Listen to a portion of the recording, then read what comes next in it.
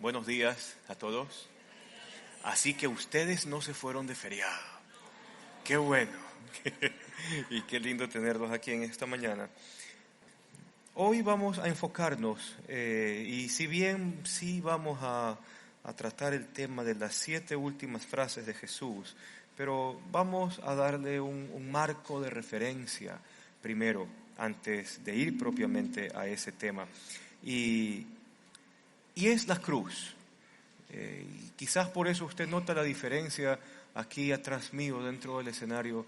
Hoy tenemos una cruz que está ensangrentada y está con las cuerdas propias que eran para sostener el cuerpo de los crucificados e inclusive el cuerpo del Señor.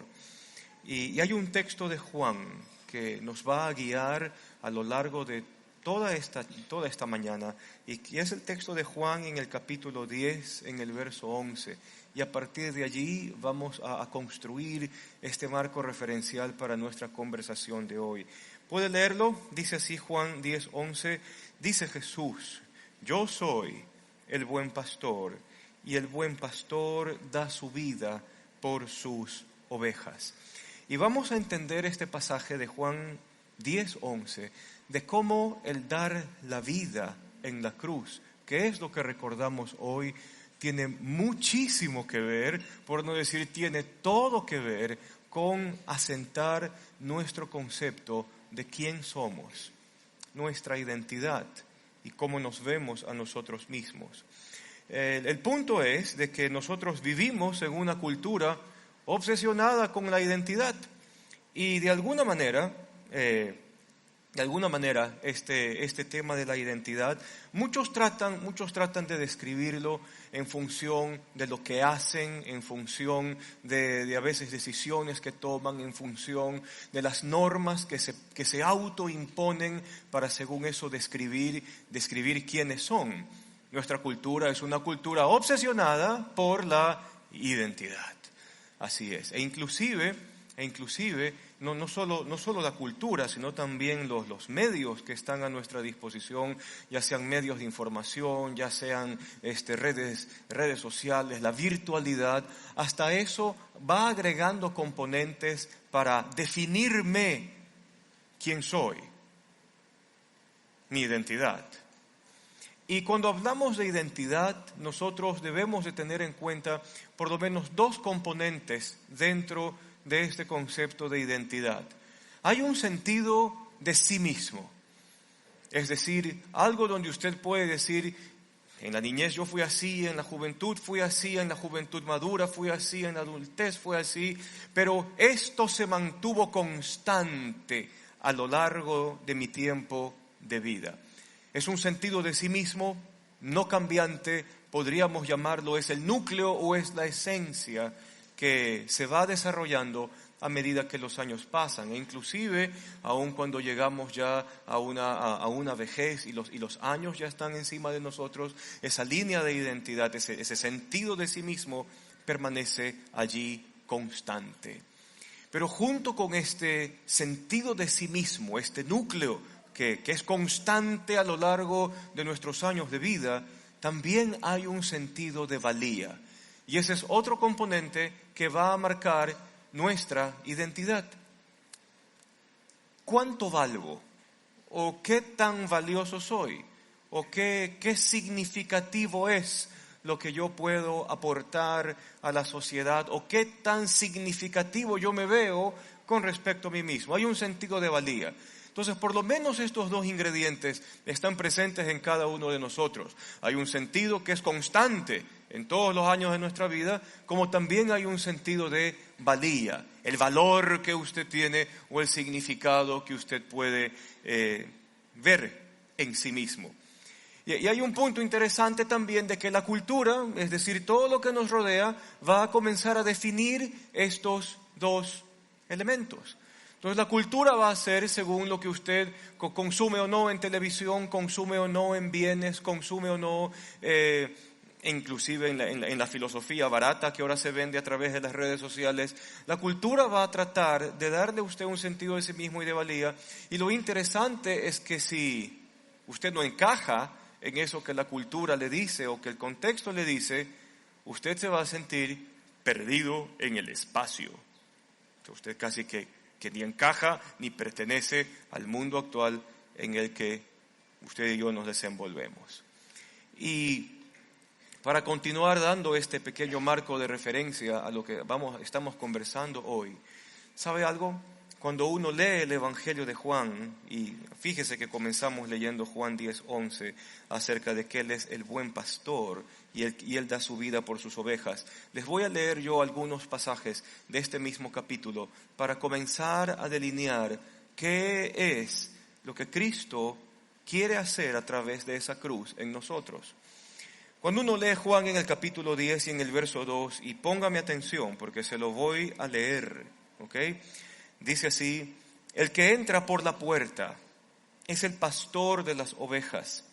El portero le abre la puerta y las ovejas oyen su voz.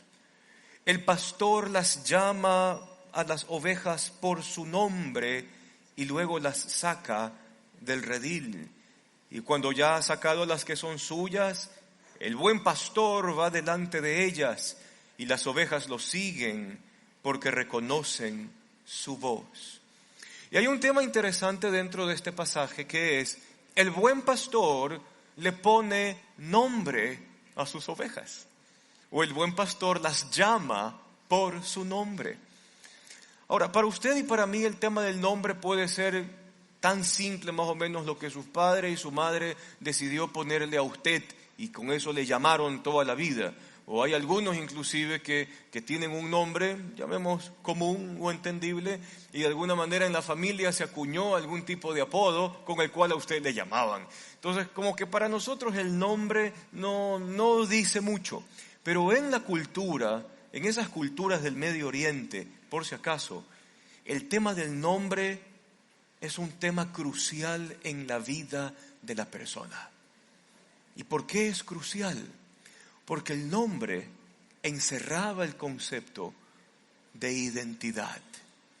¿Quién eres y cuánto vales? Esos dos conceptos estaban incluidos en el tema del nombre.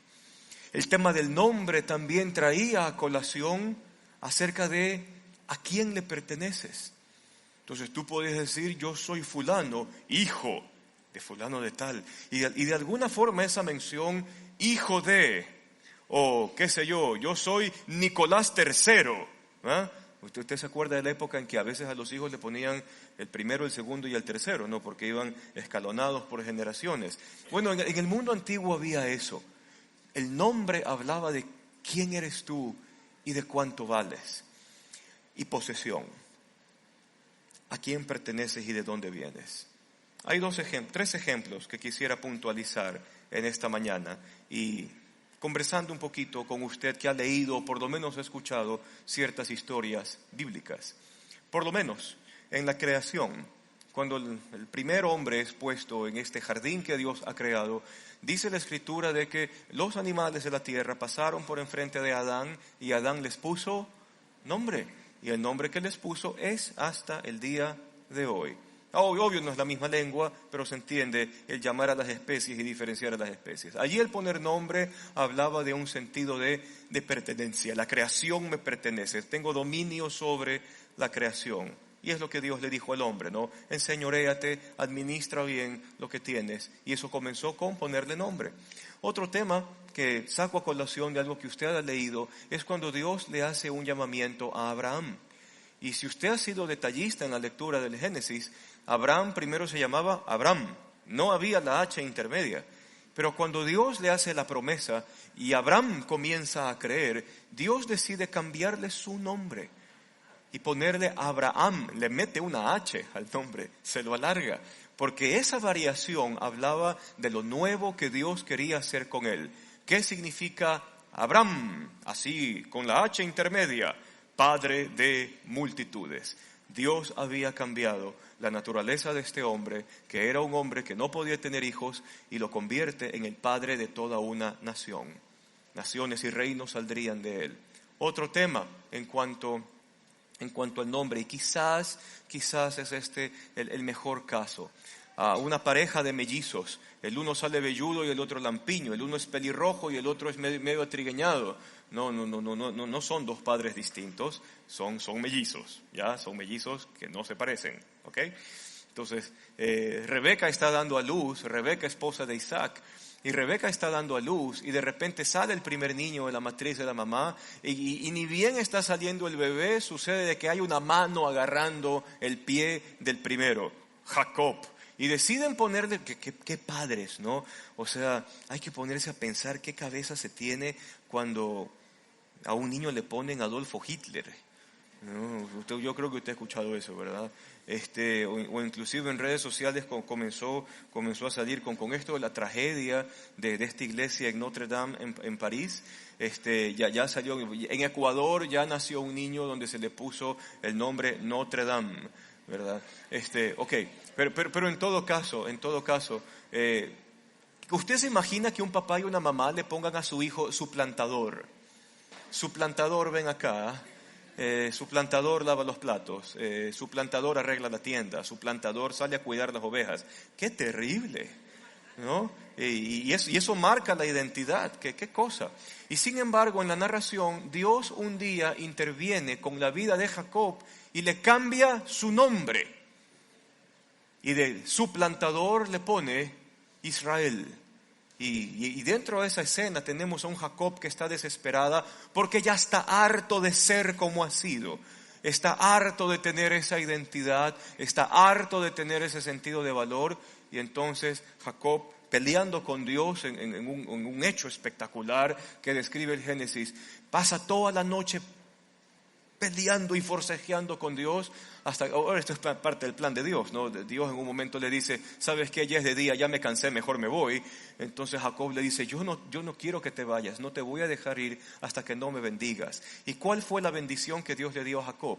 ¿Cómo te llamas? Mi nombre es el suplantador. Perfecto, voy a cambiar tu nombre. De aquí en adelante tu nombre será Israel, porque has vencido después de haber peleado con Dios y con los hombres. Le cambió de identidad. Entonces, cuando yo me acerco a un texto como el del Evangelio de Juan, donde Dios a mí me llama por mi nombre, yo llego a este concepto de que yo necesito a alguien quien me nombre. Necesito a alguien quien me nombre. A alguien que me dé esa identidad, que me dé ese sentido de valor, que le va a hacer mucho bien a mi vida. Necesitas a alguien de afuera que te ponga nombre a ti. Ahora, el problema con la metáfora de Juan, como leímos, mis ovejas, yo soy el buen pastor, las ovejas, el rebaño, mis ovejas oyen mi voz y cosas así, es que al mundo del siglo XXI no le gustaría jamás la idea de ser comparado con una oveja. Porque la oveja, por si acaso, es un animalito que si no se lo cuida, se va al caos. O sea, si a la oveja no se la esquila, entonces la lana comienza a crecer y ya llega a vivir en condiciones pésimas y de terrible salud. Si el pastor no guía a la oveja a un lugar donde hay pastos, la oveja no puede diferenciar entre hiedra venenosa y buen césped para comer. O sea, la oveja ni siquiera tiene un sentido de orientación, de qué como, a dónde me muevo y qué es lo que hago. Pero de alguna u otra forma, Jesús usa esta metáfora para describirnos a nosotros, y es esa metáfora la que no le agrada a la gente del día de hoy. Porque la gente del día de hoy no quiere que ninguno, menos Dios, que ninguno sea el que ponga el ingrediente de identidad o el ingrediente de valor. Porque yo tengo que encontrar quién verdaderamente soy. Y yo soy el que decido cuánto yo valgo en virtud de lo que haga, o en virtud de mis estándares, o en virtud de lo que yo creo que se tiene que hacer. Entonces la metáfora de ser guiado, la metáfora de ser llamado, la metáfora de que alguien me ponga nombre, no está en concordancia con el mundo en el cual vivimos. Y fíjese algo, Las culturas tradicionales, probablemente las culturas de sus abuelos, de sus bisabuelos o de sus tatarabuelos, que quizás estas dos últimas mencionadas, bisabuelos y tatarabuelos, vivían en culturas tradicionales donde al vivir más en comunidad, ¿no? Usted se acuerda lo que le contaba a su mamá, a su papá, su abuelito, su abuelita, de que toda la familia hacía esto y toda la familia se movía y toda la familia decidía. Bueno, en las culturas tradicionales el tema de la identidad solía ser manejado de forma más sencilla, porque esa misma cultura determinaba los roles. Entonces, si yo era alfarero, entonces mi hijo va a ser también alfarero y él va a heredar todas mis herramientas. Si yo era herrero, entonces mi hijo y luego mi nieto también tiene que ser herrero y él va a continuar con este linaje. Pero lo rescatable de estas culturas tradicionales, porque por si acaso no estoy diciendo, sé que hay jóvenes aquí, no hay escuela dominical, así que creo que hay uno que otro adolescente por allí. Esto no necesariamente es para justificar de que si tu abuelo fue médico y tú eres médico, entonces tú por default necesitas ser médico y probablemente en tu corazón tú quieres ser, yo qué sé, economista, alguna cosa así. No estoy diciendo eso, solo estoy rescatando de estas culturas tradicionales, quizás de nuestros bis y tatarabuelos, de que había un propósito en hacer las cosas. ¿Y cuál era el propósito de hacer las cosas? Donde yo me sacrificaba y hacía lo que tenía que hacer por el bien de la familia, por el bien de la sociedad, inclusive aunque eso me lleve a negarme a mí mismo. Y esto en las culturas tradicionales, esto era entendido como heroísmo. Esto era ser un héroe. Inclusive hay pocas reminiscencias de eso en películas que últimamente podemos ver, ya sean ficción, de ficción o sean también de la vida real. Y por lo menos allí usted ve a los pocos soldados o los pocos guerreros que tienen en mente el bien común, el bien del pueblo, el bien del planeta inclusive, y deciden sacrificarse a sí mismos, negarse a sí mismos por efecto de un bien común mayor. Eso es propio de las culturas tradicionales y esto es un sentido de heroísmo. Esto era ser héroe, el que se sacrifica, el que se niega a todo, el que prefiere morir antes que ver a su contexto destruido o antes que ver a su contexto afectado por algo negativo. Pero ¿qué es lo que pasa con la cultura occidental? Y esa es la cultura que usted y yo comemos todos los días. Internet, medios, la barata filosofía que cruza por allí en redes sociales. Pero en la cultura occidental, el concepto es totalmente opuesto a esto que las culturas tradicionales hacían. ¿Por qué? Porque en la cultura occidental es alabado el hecho de que cada quien puede buscar lo que quiere ser sin importar pisotear o dejar a un lado al contexto familiar o al contexto social de donde ha sido. Y entonces más o menos busca tus sueños, persigues tus ilusiones, encuentra la olla donde comience el arco iris, así tengas que ir solo, ¿no? Y ese acto, por si acaso, de abandonar comunidad, de abandonar familia, de pisotear todo, era considerado antes como villanía. Eso era ser un villano. El que hace las cosas por amor de sí mismo. El que hace las cosas en función de lo que yo creo, aun cuando esto que yo estoy haciendo puede destruir o afectar a otros. Esto antes era considerado villanía. La autoasertividad. Mientras yo me sienta bien, mientras yo haga bien, esa es mi identidad y más o menos eso se tiene que respetar. Pero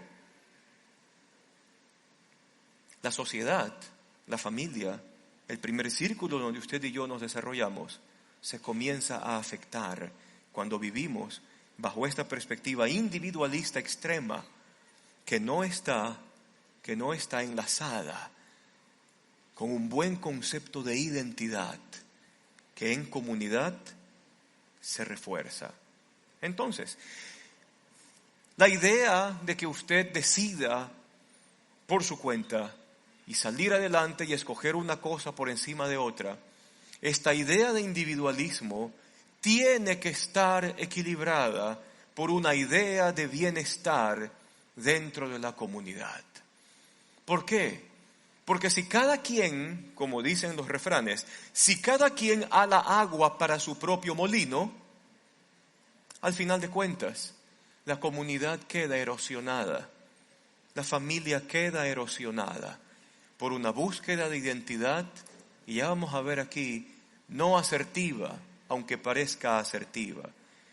Tiene que estar equilibrada con la comunidad para que la comunidad no se erosione y ni tampoco la persona se vaya a ese otro extremo que es el que me importismo. Yo voy a hacer esto y punto. ¿Y qué me importa? Y yo voy a tomar esta decisión y punto. Pero mira que lo que tú vas a hacer, va a hacer esto, no habrá una forma. No existe una forma mejor. Yo voy a hacer y punto. Y la comunidad se erosiona. Y la vida en comunidad desaparece por esta idea de un individualismo que tiende más hacia el que me importismo de las personas. Mire cómo han cambiado las cosas. Hay un pensador, Charles Taylor, él escribe algo muy interesante. Él dice así: en el pasado, tú hacías dinero y tenías sexo, obvio te casabas, tenías sexo por el bien de la comunidad. Es decir, tú querías aportar mejores personas para la comunidad o gente trabajadora para la comunidad. Entonces, por eso se tenían hijos y los hijos trabajaban y se necesitaban bastantes hijos para poder, dedicarse a las labores de campo o a las tareas duras del trabajo que eran características de la vida quizás antes del siglo XVIII, antes de la época industrial. Entonces, en el pasado, la gente hacía dinero, tenía sus empresas, hacía su negocio, hacías dinero y tenías sexo por el bien de la comunidad. Pero en la actualidad todo se ha virado. Ahora en la actualidad, ¿qué haces? Ahora en la actualidad la gente tiene sexo sin propósito alguno, la gente tiene sexo y hace dinero, ¿para qué? Para tener identidad, para buscar identidad. Y otra vez son dos ingredientes que no van a poder definir nunca ese sentido constante de quién eres tú, ni tampoco te van a dar la valía que tú tienes. Jamás. Inclusive la idea de expresión sexual individual es parte de este nuevo conjunto de valores que definen a la sociedad del día de hoy. ¿Cuál es el punto? ¿Y para qué todo este marco referencial? Porque si tú quieres construir tu identidad y tu valía en estos elementos individualistas, tú vas a salir decepcionado. Porque no, aún quizás tu mente y mi mente o mi corazón y tu corazón no quieren aceptar el hecho de que tú necesitas a alguien que te ponga nombre. Alguien que de afuera te diga, tú eres esto. Y fíjate cuál es la gran decepción o la gran contradicción. Sucede de que tú desechas y vas rompiendo todo lo que tengas que romper en la sociedad o dentro de tu familia buscando este tema de identidad, y lo único que haces es dirigirte a otro lugar para buscar otro grupo de personas que te pongan nombre y reconozcan lo que eres. Y vas a salir decepcionado, porque a final de cuentas vives en una contradicción. Porque aún acá, de este otro lado, cuando has dejado todo, he dicho, a mí nadie me dice nada, a mí nadie me tiene que decir lo que tengo que hacer, a mí nadie esto, a mí nadie lo otro. Muy bien, entonces tú te alejas, recorres el camino y ahora estás aquí. Y sucede que aquí también estás buscando que alguien te llame por tu nombre. Que alguien reconozca lo que eres o que alguien reconozca lo que vales. La búsqueda sigue siendo igual. ¿De qué te sirvió el viaje si no has encontrado lo que estabas buscando? Vas a salir decepcionado. 5 razones por las cuales tú vas a salir decepcionado si no dejamos que Dios sea quien nos ponga nombre y marque el sentido de nuestra identidad. Primera cosa, es una expresión del individualismo. Y ahí viene un punto. Tus sueños y tus pensamientos no van a funcionar si no consideras a la familia ni a la sociedad en la que te desarrollas. Y hay algo interesante a veces con los sueños y con las ilusiones. ¿Y qué es lo que acontece en ocasiones con sueños, ilusiones y expectativas? Sucede que no se llegan a dar. Y en el momento en que no se llegan a dar, si tú basaste tu sueño, si tú basaste tu identidad, si tú y yo basamos nuestra identidad en un sueño, en alguna ilusión, en algo que deseo, y si eso no se da, tú te quiebras. Te quiebras. Sales quebrado. En el corazón, en la plata, yo qué sé. Pero te quiebras totalmente. Y lo interesante del ser humano es que nos enfocamos tanto en estos conceptos de felicidad con algodón de azúcar y donde todo es color de rosa. Y sucede que esa realidad no se da con tanta frecuencia. Y aquellos que quizás tenemos o tienen un poco más de décadas adelante de nosotros, nos daremos cuenta que el ser humano más bien tiene que enfrentar mayor cantidad de tragedias y de momentos complicados que lo otro. Entonces yo no puedo basar mi identidad en un sueño o en una ilusión, porque en el día en que eso no se lleve a cabo, tú y yo saldremos quebrados. Otro punto por el cual es decepcionante basar tu identidad en un sentido individualista es que es inestable. Y esta puede ser un poquito chistosa. Es inestable, ¿por qué? Sucede que a los 15 o 17 años tú sientes que puedes cambiar el mundo. Cuando cumples 20 años más o menos te das cuenta que cuando tenías 15 años tú eras un necio. Cuando cumples los 30 años de edad, probablemente, allí recién vas a aceptar de que eres un necio en el presente. Y cuando cruces la barrera de los 50 y estés caminando hacia los 60 años, te darás cuenta de que toda tu vida anterior fue una necedad y que hubieses querido hacer las cosas de forma distinta. ¡Qué inestabilidad! Entonces, si yo quiero basar mi identidad en un sentido individualista, déjame decirte, es inestable. Termina siendo inestable. Necesitas algo que sea estable para que marque tu identidad y tu valor. Tratar de buscar la identidad haciendo constantes introspecciones, es decir, análisis de uno mismo, el acercamiento a uno mismo, es necio. Vas a estar cambiando siempre. Un día tus hormonas estarán acá, otro día tus hormonas estarán acá. Un día tu estado de ánimo está aquí, un día tu estado de ánimo está acá. ¿Cómo puedes basar tu identidad en algo tan inestable? No se puede. Vas a salir decepcionado. Otro punto, tercer punto, es una ilusión. ¿Por qué es una ilusión? Que nuestra identidad viene de nuestros sentimientos íntimos. Ok, ya, metámonos con eso entonces. Pero sucede, como decíamos anteriormente, un día sientes una cosa y otro día sientes otra cosa.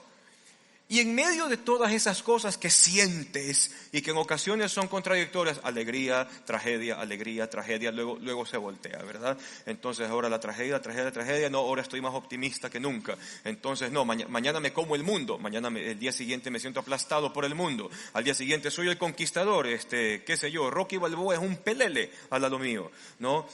Pero de la semana siguiente eres la peor cosa que ha parido la tierra porque no has cumplido con los requerimientos de la sociedad. Ok. Inclusive hasta para manejar los sentimientos, tú tienes que decidir qué sentimientos son los que dejas que influyan en ti. Tienes que tomar decisiones conscientes. Deberías enfocarte en una fuente que genere en ti los sentimientos correctos. Y en base a esos sentimientos correctos, comienzas a definir quién eres tú. Pero si crees que tus sensaciones y tus sentimientos, en lo variantes que son cada día, definen tu identidad también va a ser variable, va a ser voluble. Otro punto es que es aplastante.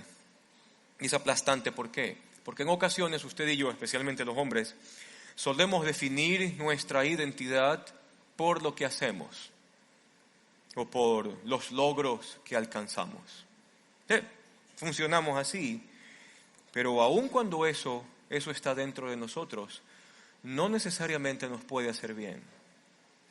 Porque llega el punto en que pensemos, tú comienzas a poner una primera capa de estándares, metas, y de alguna u otra manera las logras. Una vez que las logras, luego te vuelves a trazar un nuevo estándar que es mucho más arriba. Y entonces, y comienzas a subir, ¿qué pasa si en la vida, porque así nos toca, qué pasa si en la vida yo no comienzo o yo no soy a la medida del estándar que yo diseñé para mí? La frustración me come. Es como cuando, qué sé yo, un estudiante ha sacado toda la vida 20 A+, ha sacado 20 toda la vida, de repente hace un aporte. ¿Usted se acuerda de los aportes? Qué cosa más diabólica que inventaron, ¿verdad? Y lo peor es que los maestros eran más diabólicos todavía, porque te lo hacían firmar de tus padres. O sea, esa era la forma más diabólica de castigarte sin siquiera tocarte. Qué máster que eran, ¿verdad? Ok. Entonces sucede de que tú has mantenido este estándar toda la vida has sacado 20, toda la vida has sido el mejor promedio, toda la vida has sido el summa cum laude, el premio Contenta, la filantrópica, tú has sido lo máximo. Y de repente en una situación, en alguna materia, en la universidad o en el colegio por último, sacas un 14.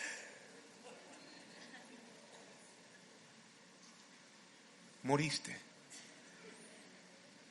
Y te habrás topado, asumo que tuviste compañeros así, universidad o en el trabajo, con las metas del trabajo, qué sé yo, que si no lo logran, es que no puede ser, es que yo no soy así, ¿qué me dio? Y la gente se arranca de los pelos el fin de semana, se va a beber para matar las penas, se hace trapo. ¿Por qué? Porque aún cuando yo no logro mis propios estándares y mis propias metas, eso se puede convertir en algo aplastante. Así que basar tu identidad en lo que haces tampoco es buen negocio, porque el día en que no lo hagas, te vas a sentir lo peor. Necesitas que alguien te ponga nombre, y ese alguien no puede ser tú. Y por último, quinto punto, es excluyente. Porque si comienzas a lograr las cosas, ¿sabes cuál es el tema? Por ejemplo, hablando del dinero, cuando la gente cree que lo máximo se da cuando te has sacado el aire y luego has logrado forjar una fortuna. El punto no es tener o no tener dinero. En un momento, la competencia se convierte en yo quiero tener más dinero que este.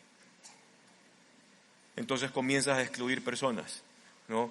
Entonces por ahí, qué sé yo, te haces un tratamiento solo con cremitas nomás para ya trabajar las patas de gallo, las arrugas, ¿no? Entonces, para el siguiente nivel tú te quieres ver 20 años más joven que esta, o que este, porque los hombres también ya le hacen a todo, ¿verdad? Ok, entonces yo tengo que verme 20 años más joven que este, ¿no? Y fíjate, es excluyente porque comienzas a crear muros en las personas por efecto de esto que tú quieres lograr o hacer. Excluyes. Y aunque no lo creas, en estos 5 puntos, esa percepción de identidad destruye a la comunidad, destruye la sociedad. En conclusión de este marco referencial, tú necesitas amor, necesitas aprobación y necesitas un sentido de estima personal que no venga de ti. No puede venir de ti. Si viene de ti es un mal negocio y ya vimos por qué. Necesitas que alguien externo a ti, que ames, que estimes, que respetes o que admires, haga eso por ti.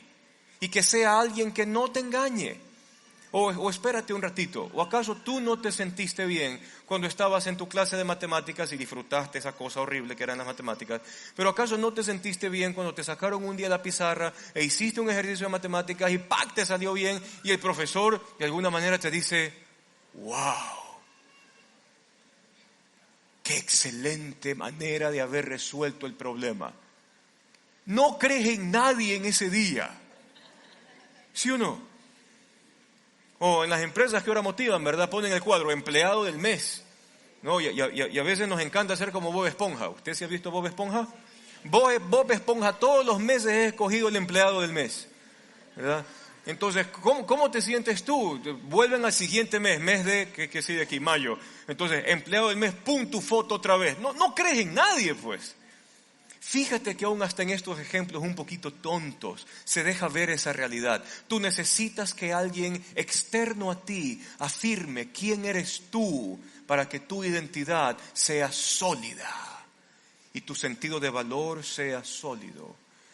Es entonces, cuando yo entiendo esto, que Juan capítulo 10 y específicamente el verso 11 comienza a tener sentido para ti y para mí. Yo soy el buen pastor y el pastor da su vida por las ovejas. Y en el texto que estuvimos leyendo, el buen pastor llama por su nombre a las ovejas. Necesitas que Dios te dé tu nombre. Necesitas que Dios marque ese sentido de naturaleza nueva que es propio de una identidad sólida. Necesitas que te llamen por tu nombre. Fíjese lo que dice Jesús. Les sigo leyendo. Esto hoy fue diseñado para que usted escuche. Jesús les puso este ejemplo, dice el 10:6, pero ellos no captaron el sentido de sus palabras y por eso volvió a decirles: ciertamente les aseguro que yo soy la puerta por donde entran las ovejas. Todos los que vinieron antes de mí eran ladrones, bandidos, salteadores, y las ovejas no le hicieron caso. Yo soy la puerta. El que entre por esta puerta, que soy yo, será salvo, y se moverá con entera libertad y hallará pastos. El ladrón no viene más que a robar, matar y destruir, pero yo he venido para que tengan vida y la tengan en abundancia. Yo soy el buen pastor, y el buen pastor da su vida por sus ovejas. Y oh sorpresa, Cristo comienza a enlazar en esta conversación que tiene con los discípulos estos dos temas. El nombre que Dios le ha puesto a usted, la valía que Dios le ha puesto a usted, se ganó en un solo lugar: la cruz. Cristo, claro, muere por mis pecados, claro, muere porque asume la carga que la ley con sus mandamientos y ordenanzas demandaba. Claro, Cristo absorbe en su sacrificio la muerte. Pero un tema que también se ganó en la cruz fue tu identidad, el sentido de quién eres y tu sentido de valía. Y vamos construyendo eso, porque aquí viene el punto. ¿Quién está muriendo en la cruz? Hasta lo cantamos. El mismo Creador, hecho como nosotros, muere de la forma en que muere. ¿Por qué? ¿Por qué? ¿Qué precio usted le pone a Dios? ¿Cuánto vale Dios? ¿Qué precio tiene el creador de todo? ¿Cuánto vale el creador de todo? $1,000 millones. Toda la deuda externa e interna que tiene el Ecuador. ¿Cuánto vale? No tiene precio, ¿verdad? Ahora sucede que Dios mismo decide entregar su vida hasta la muerte por usted. Hay un nuevo precio que usted tiene. ¿Cuánto usted vale? Usted vale la vida de Dios mismo entregada en un sacrificio. Eso es su valor. El apóstol Pedro, construyendo este tema a partir del sacrificio de Jesús, nos dice lo siguiente: Ustedes no fueron comprados ni con oro, ni con plata, ni con piedras preciosas. Ustedes fueron comprados con la preciosa sangre de Cristo Jesús, la de un cordero sin mancha y sin contaminación. ¿Cuánto vales? Vales la vida de Dios entregado en una cruz por amor a ti. Desde allí ya está tu valor. Entonces, si en algún momento usted y yo no satisfacemos nuestros propios estándares, no es el fin del mundo. Usted sigue valiendo lo mismo. Si en algún momento lo que hemos emprendido no sale o no alcanzamos un sueño por N factores, no importa, tú sigues valiendo lo mismo. Si en algún momento fracasas, porque obvio, la vida también se trata de caerse y volverse a levantar. Y si en algún momento fracasas y la regaste, tu valor sigue siendo el mismo. Tu valor no cambia. Dios dice que no cambia. ¿Cuánto vales? La vida de Dios derramada en una cruz por amor a ti. Necesitas un sentido de valor y necesitas también un sentido de identidad. ¿Y cómo se forja el sentido de identidad a partir de la cruz de Cristo? Y no sé si usted habrá escuchado de que Jesús, cuando estuvo clavado en la cruz, tuvo 7 frases, 7 últimas frases que él mencionó antes de morir. Y esas frases, al ser leídas y entendidas por la iglesia que lee estos evangelios, escritos por estos seguidores de Jesús, comienzan a afirmar y definir estos temas del corazón que son importantes tenerlos en claro. Hay 7 frases y se las voy a leer y a comentar un poquito en cada una de ellas. Entonces el Señor en la cruz clama. Su cuerpo ensangrentado es un guiñapo humano, no hay parecer en él ni hermosura, como dice Isaías. Pero estando ahí en la cruz, lo primero que dice: Padre, perdónalos, porque no saben lo que hacen. Y hay un sentido de identidad ahí atrás. ¿Quién soy yo? Soy alguien perdonado. Soy alguien perdonado. Soy alguien a quien Dios quiso hacer algo especial. Borrón y cuenta nueva. Soy perdonado. Siguiente frase de Jesús en la cruz. La esperanza a uno de los que estaban a un lado de él. Hoy estarás conmigo en el paraíso. ¿Y eso cómo afirma mi identidad? Y es simple. Al final de mis días, si mi confianza se ha puesto en Jesús, al final de mis días, lo que me espera a mí es el paraíso junto a Él. Y el tema de la muerte se resuelve. Soy perdonado. Soy acreedor de una vida junto con Él en el paraíso. Otro tema que se marca en la cruz es: mujer, he ahí tu hijo, hijo, he ahí tu madre. ¿Y eso cómo encierra esto un concepto de identidad? Dios ha creado la iglesia para que la iglesia se convierta en mi familia. Es en la iglesia de Cristo donde el huérfano puede encontrar a un padre y una madre que le ayuden a tomar decisiones y a seguir. Es en la iglesia donde el desamparado puede encontrar esperanza. Es en la iglesia donde aún parejas que quizás no pudiesen concebir hijos por algún motivo, pero por efecto de las relaciones puedo tratar a mis hermanos más pequeños o a los niños propios de la congregación con el mismo cariño como si fuesen mis hijos. Jesús se preocupó de que María no quede sola y que Juan tenga alguien a quien cuidar. Dios ha provisto la iglesia para ser la familia que tú y yo necesitamos para afirmar también nuestro corazón.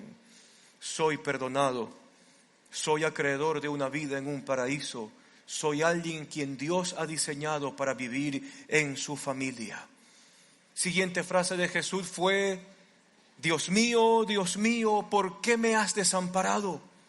Oh, y esto es interesante, porque ahora Cristo absorbe, vivencia en su propia humanidad y estando en la cruz, ese sentido de abandono que usted y yo solemos experimentar con una sola motivación: que tú jamás te sientas desamparado o abandonado.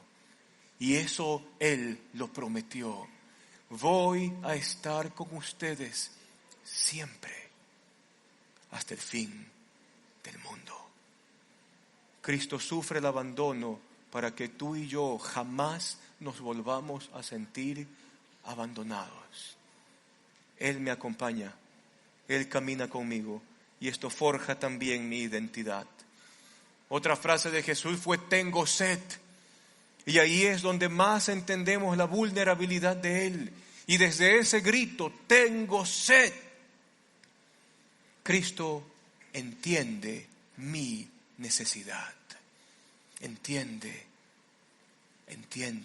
mi fragilidad. Soy comprendido, soy entendido, soy abrazado por Él. Siguiente frase: todo está cumplido. Y es una forma muy hermosa de entender algo. Dios le dice a usted y a mí: no me debes nada.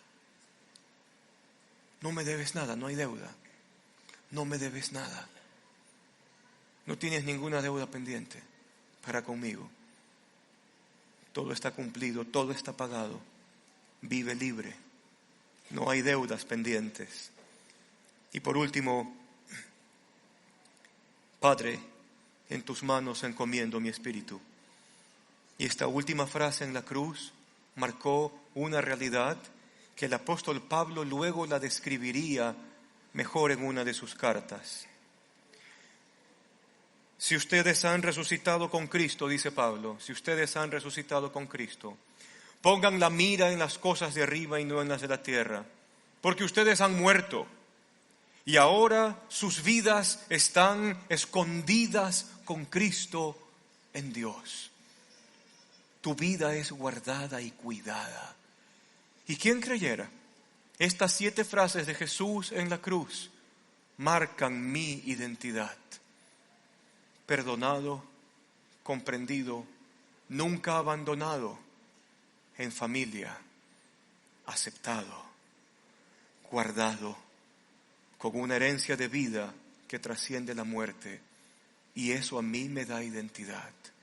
¿Qué encontré en la cruz? No solo encontré el perdón para mis pecados. En la cruz encontré mi identidad. En la cruz vacía, ensangrentada, después del sacrificio más grande que se pudo dar, allí verdaderamente encontramos la respuesta a la pregunta: ¿quién soy yo? Y deja que Dios te ponga nombre. Deja que Él te llame por tu nombre. Deja que Él cambie tu naturaleza. Deja que Él te considere a ti su posesión. Deja que sea Él el que te guíe. Y esa idea de identidad y de valor hallará consistencia para vivir. Vamos a orar. Vamos a orar un momento allí donde usted está. Cierre sus ojos.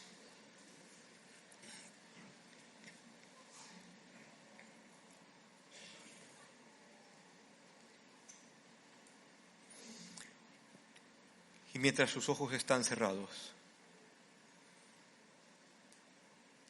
tomemos en cuenta lo que costó darnos esta nueva identidad en Él. Y poderle decir: Señor, aquí estoy, habiendo intentado todo por darme valía, habiendo confiado en mí,